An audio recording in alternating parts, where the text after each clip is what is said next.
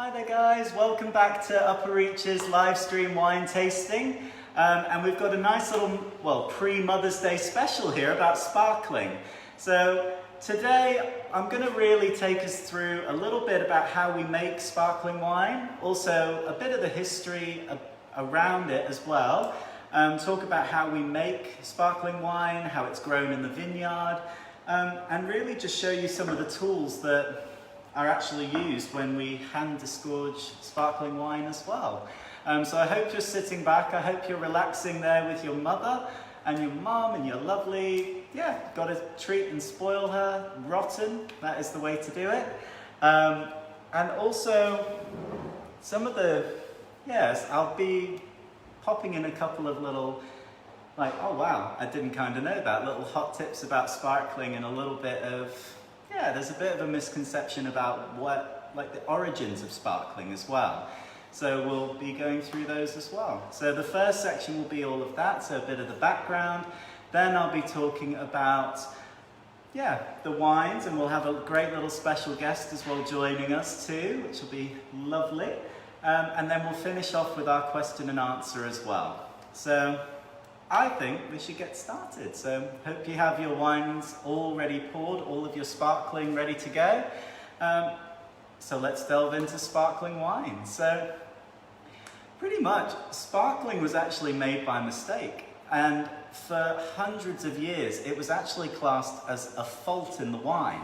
And what really happens is, so the little bubbles that you get in sparkling wine, they're carbon dioxide, which is produced as a byproduct of fermentation.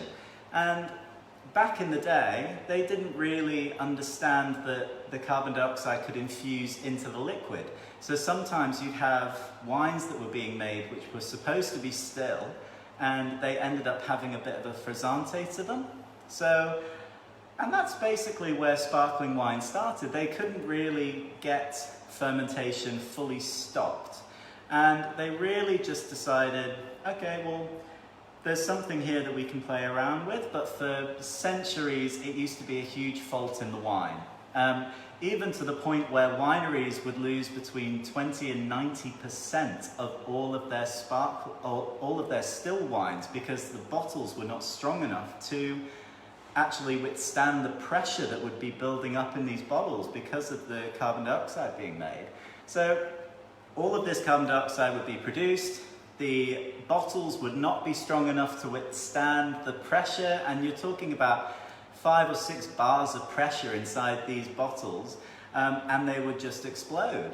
It would be a really dangerous place to work as a cellar hand because, you've got these bottles of wine which will just absolutely disintegrate on you with no warning. So very, very, it's quite funny. They used to have, there are these little masks that cellar hands used to have to wear because when they were going around the cellars, you could just have a bottle just spontaneously explode right in front of you and really injure you. So they used to have these kind of visors that they used to wear. But going back a little bit more into the history of sparkling as well.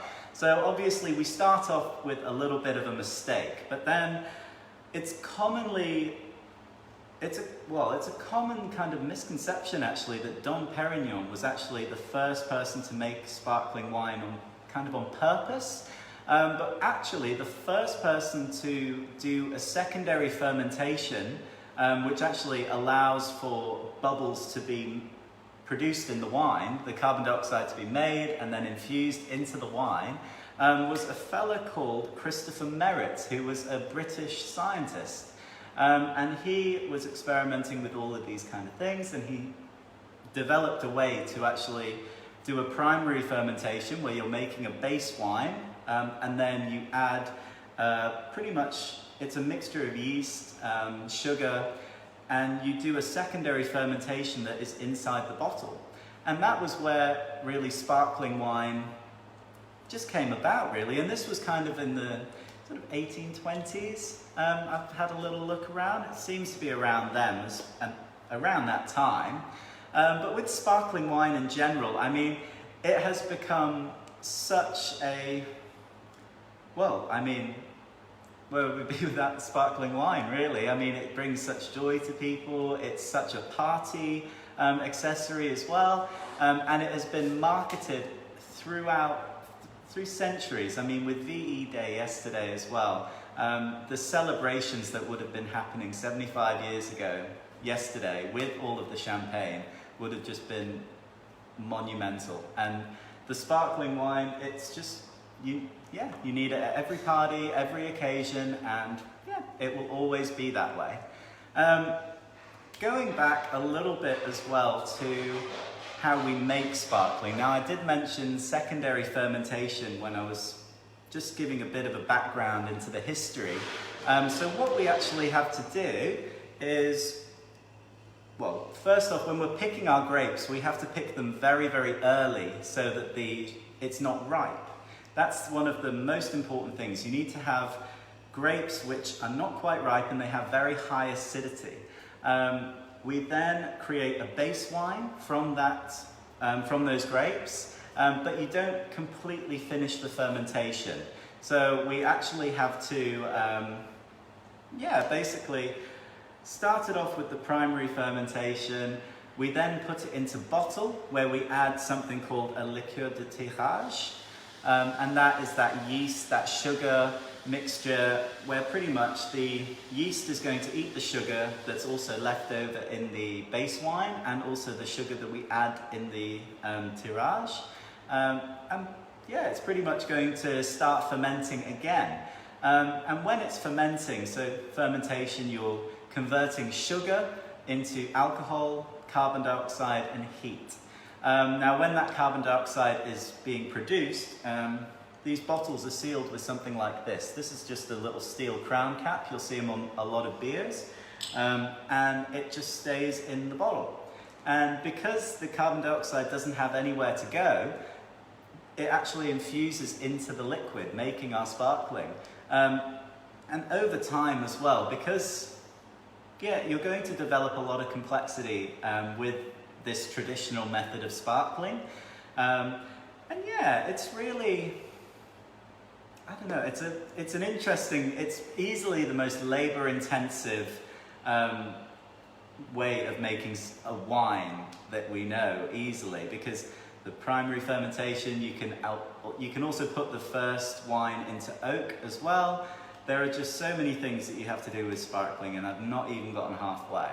So after we have waited years and years for the fermentation to finish and for all of the yeast to actually spend themselves, so they're not actually actively producing alcohol anymore or producing carbon dioxide, they fall to the bottom as sediment. And this sediment, it's obviously not something that we want to have in our wine. So what we try and do is a process called disgorging. Now, this takes a very long time. So our sparklings, they go into pretty much, we have a 2014 sparkling and also a 2018. The 14 has actually been on lees since 2014. So it's got 6 years on the lees. So on the lees refers to that toasty, bready kind of character that you get from the yeast, because the wine is literally sitting on that. I mean, and that flavor is going to really develop and make it a lot more complex. And then we also have the 2018. So that is only 2 years on the lees, so 24 months. And that's going to be, well, we think it's going to be a lot more fresh, vibrant, that kind of thing, whereas the 2014 vintage is a lot more complex. Now, when we are actually going through the process of riddling in order to make sure that the yeast that you see at the bottom here, can you see it just in the bottom? It's that little white thing just there. So we're trying to get rid of that. Now, if you were just to flip it upside down and wait for all of that yeast to get into the neck of the bottle, it would just get cloudy, and you'd have a very cloudy, not very clear wine, and that's not what the consumer wants at all. So what we have to do, we need to slowly, I'll do it with a different bottle actually, so we need to slowly flip it on its side. So then the yeast is going to be here, We slowly tilt it even more so that the yeast collects here, and then eventually it goes all the way up and you've got a nice amount of yeast just in the neck of the bottle there. So when it comes to disgorging, where we're going to get rid of that yeast and that sediment, we are holding the bottles like this. Now I want you to imagine that this has one of these crown caps on. And what we have to do, we use our little crown cap stick, disgorging stick. I mean, this is Derek's, and he uses this by hand to disgorge every single sparkling wine that we make here at Upper Reach. So he pretty much holds it like that, you click it off, and then the yeast comes out. So, oh, one of the things that I missed with that. So the only way that you're able to actually make sure that all of the yeast will come out is if you really chill the bottle down before you disgorge it. So a lot of people will either pop it into a really cold, oh, what's it called? Not nitric acid. I've forgotten the word now, but it's a very cold, like liquor solution.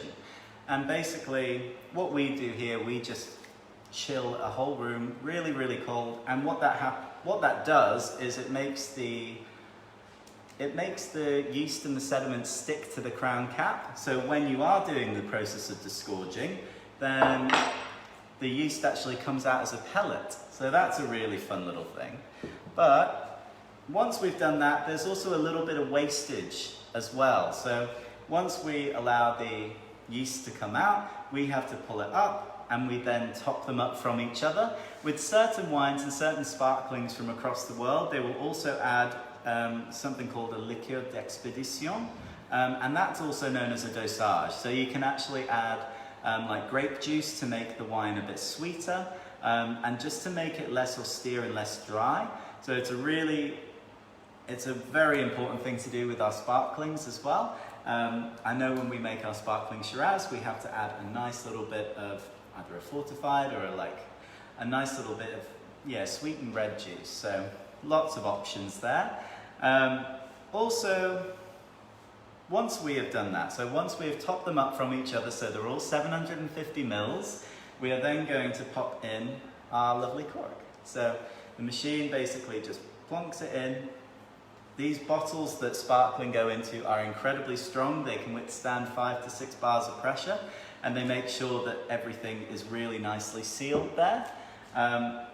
We then have to put on this little thing, so the sleeve, so that goes on the top.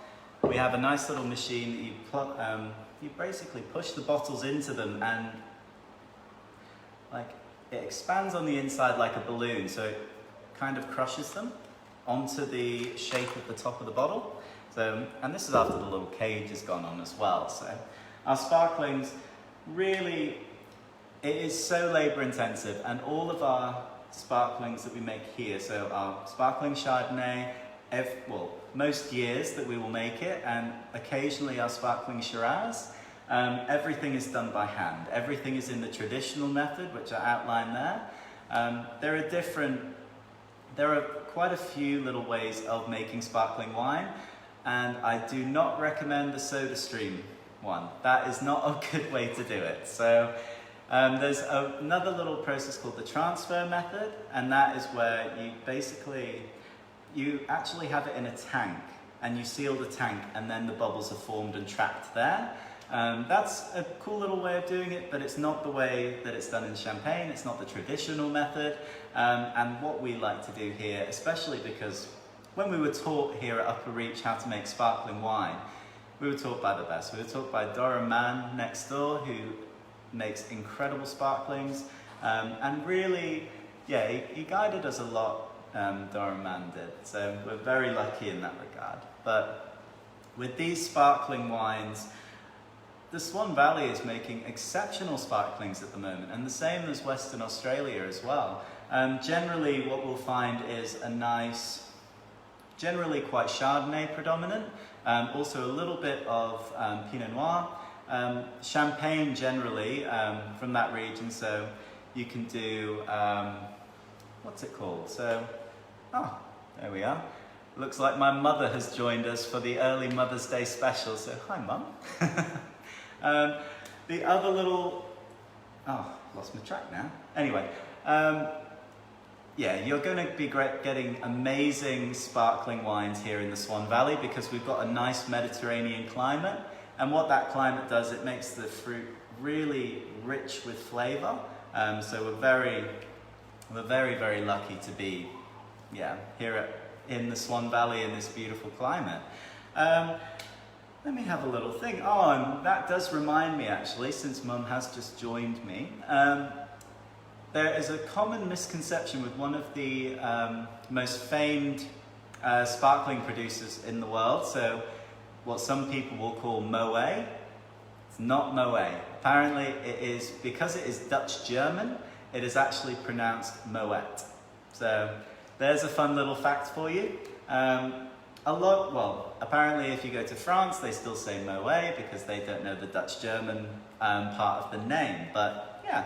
Fun little fact for you, but yeah, it's really good. Well, I think we should move on to a great little tasting. So, today I have our 2018 pre-release sparkling wine. Now this one hasn't been disgorged. This is literally just to show you that it's got that sediment. It's got a real cloudy character to it. And then I've got our lovely 2014 vintage as well. So it's really, yes, very, very good fun. So, and I do have a wonderful special guest for us. So, helping me taste these wines, not like we've never done this before, is our lovely Kelly. So, here we are, joining us. Very good. Oh, and little tip as well, that's kind of, if you're popping sparkling, apparently that's not proper because the bubbles end up going away. So, I will get this little drop done because pretty much every single mother today and probably this whole week should be spoiled rotten. So that's kind of what we have to do.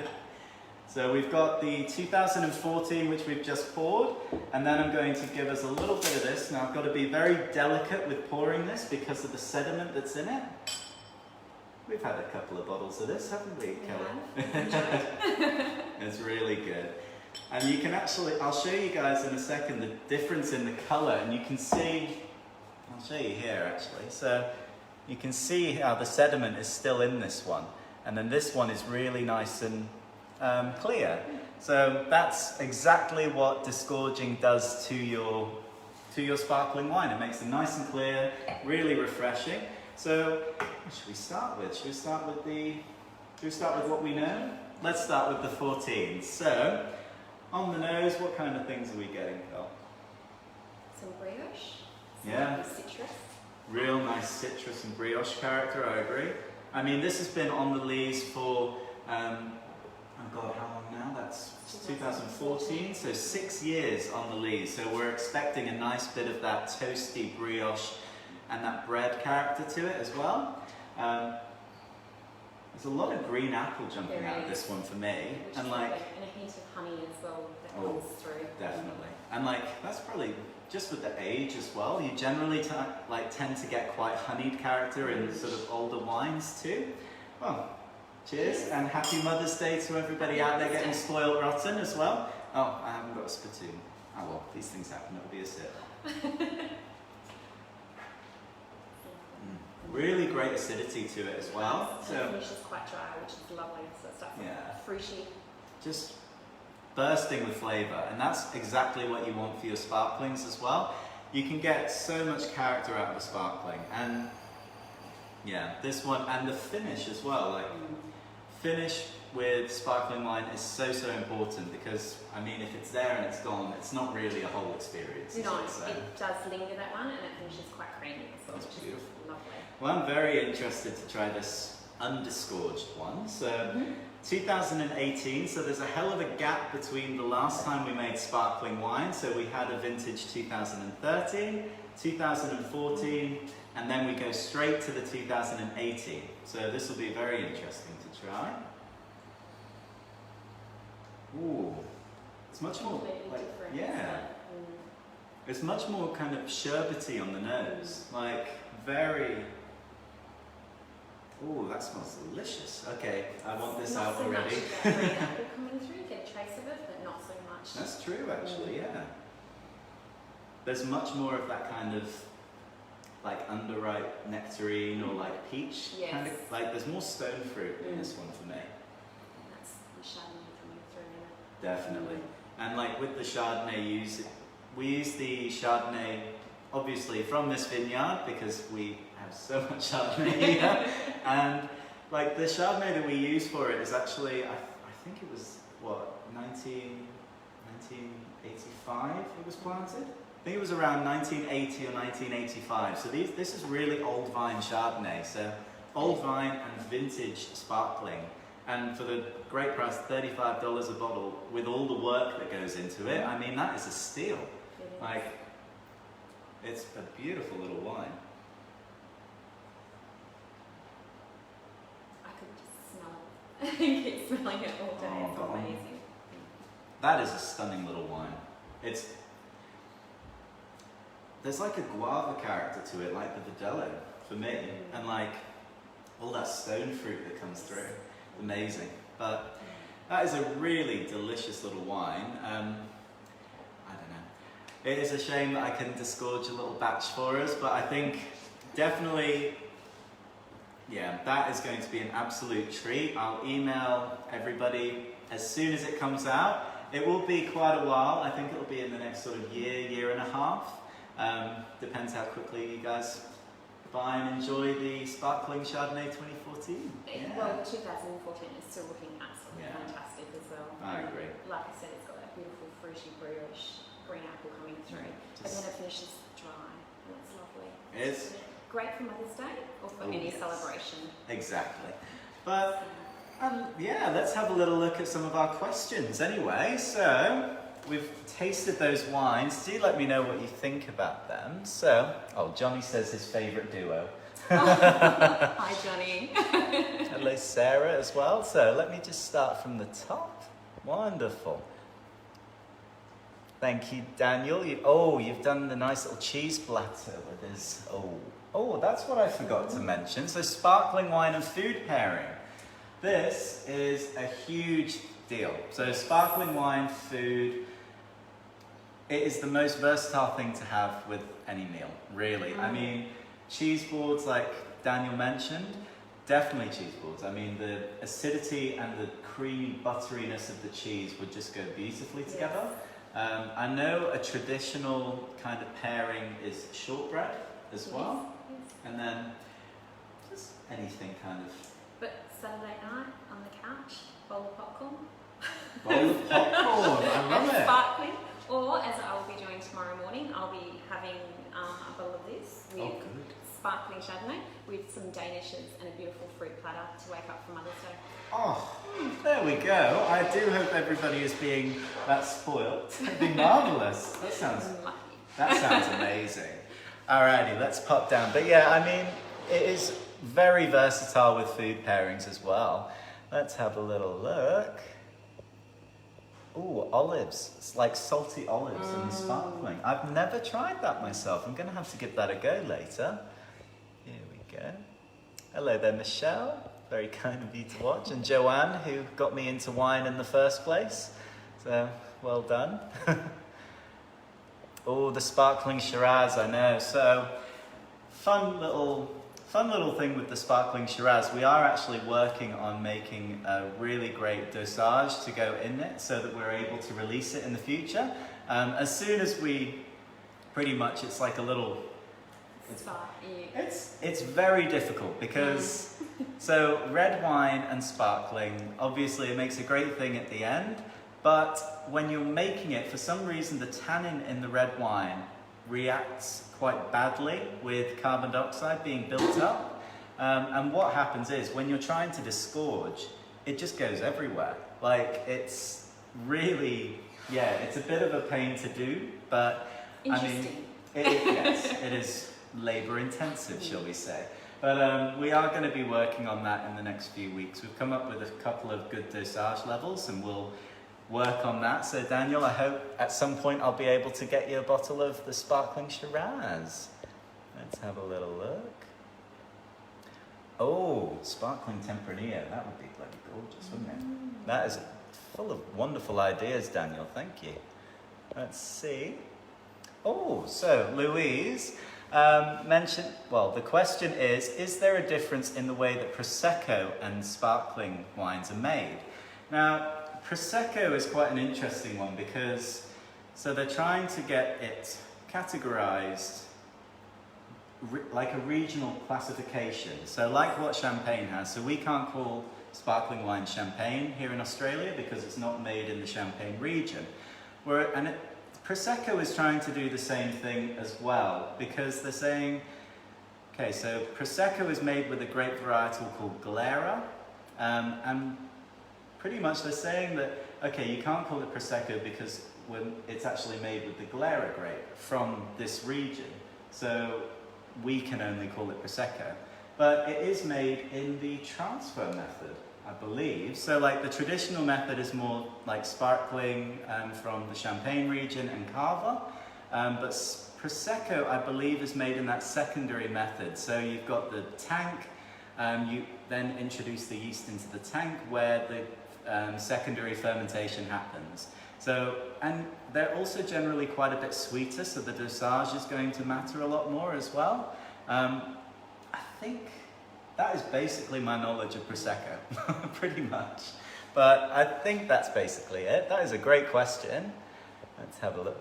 The grass area looks busy. It certainly does, but everyone's social distancing, of course. But enjoying picnics. Oh, perfect. Yes, I will bring back some more wine for you, Mum. I will definitely bring back more wine. It is Mother's Day. So what is the difference between sparkling whites and sparkling reds? So Daniel, another great question. So sparkling white wines generally can be made in, well, they can all be made in those different ways. They can be made in the traditional method, the transfer method, but pretty much with high quality sparkling, you really want to use the traditional method. And generally with sparkling Shiraz, if you're going to have a whole tank of sparkling Shiraz with like doing the secondary fermentation where all of this carbon dioxide is being built up and it's reacting with the tannin in the grape skins, well, I can just see a disaster happening there a little bit. Whereas with the traditional method, even though it is more labor intensive, I feel like it would be a lot safer with sparkling Shiraz. So, but yeah, I think those are pretty much the same things. As long as you start off with the base wine of the red or the white, you then take it to the secondary method by adding that liqueur de tirage, and then also a dosage afterwards. Generally, sparkling reds need a bit more of a dosage because they are very, very dry, and the tannin can sometimes make it a little bit astringent, but yeah, I think nice little dosage, it makes it really rich and Christmas puddingy, so yeah, it's the best thing. It's good for Christmas lunch. Oh, it is. Yes. I do love my sparkling Shirazes. Yes. Okay. So how many bottles of sparkling are you producing in a year? That is a really good question. Well, you know, we only produced last time in 2014. Exactly. So, that is a really good question. You know, I'm actually going to ask Derek what that is, and I'll be able to comment, because I know I'll be able to, well, I'll comment on this video. So if you are like really interested to find out like how many, it's very small batch production. It's nothing like Moet de Chandon. It's very small passion projects, really. But we still have some left, so you won't miss out. Yes, very true. Here we go. Let's have a little look. Oh, that's good. Well, like our viewers are working together. So Michelle says, after Daniel suggested olives, she went for the olives too. A great combination. There we are. We're all working together. There we are. We're enjoying an early Mother's Day Upper Reach bubbly. Wonderful, Douglas. Thank you very much. And pink sparkling wine. So generally, if you're producing a rosé sparkling, you're really going to have to, generally, rosé sparklings, I don't know, really. I mean, made from Pinot Noir grapes as well. So. Generally, kind of Pinot Noir, any of the sort of lighter varietals. I know some are being made with a lot of Grenache, especially in the Spanish regions. But I think with the if you're making a sparkling rosé, generally that's going to be quite. You don't want a lot of yeasty character, so you don't really want to do it in the traditional method. You kind of want to do it more in the transfer. So when you're actually doing it in the big tanks, that would probably be better because you don't have as much contact with the yeast leaves to do that fermentation. Alternatively, I know that like in very low quality sparklings, people can actually just bubble through carbon dioxide, so kind of like a soda stream. So I mean, if you've got that $2.99 sparkling pink, that might have been how it's made. So yeah, kind of avoid. But great questions. Alrighty, I'm going to have to finish up soon. Oh, there we are. Matthew and Joe are watching as well. I do need to organise sending you some wine, guys. Here we are. Cheese platters and sparklings. Wonderful. Well, I do hope all of the mothers out there are being spoilt rotten. Like, I know it's early, but they should be spoilt rotten all the time. Well, you're taking the sparklings home, of course, because that has to be done. And next week we're going to be talking about our fortifieds. So this is going to be delving into the Solera system, really talking about the fortification side of, and how we get it so sweet as well and so luscious, and it'll be really good fun. Again, guys, thank you so much, and also for supporting us local wineries. We really appreciate it, especially at these weird times. We are slowly getting back to normal, very, very slowly, slow and steady. As you can see from behind me, a couple of people have ventured out to socially distanced picnic, which is very nice. And you guys are more than welcome to do that as well. So we would love to see you. We do miss everybody here in the cellar door. So if you're thinking about coming down for a picnic, bring your food, bring your glasses, and we can supply the wine. No BYO alcohol with anything else, but we're happy to supply the wine. And come and enjoy these beautiful browns that we have. Yeah, we really do miss you all, and we want to see you again very soon. But yes, until next week, let's have a little look. Fantastic. But yeah, the fortifieds will be great fun next week. Again, guys, stay safe. Happy hand washing, and Happy Mother's Day, the main thing as well. So for tomorrow, make sure you spoil them all rotten. See you guys next week. Bye-bye.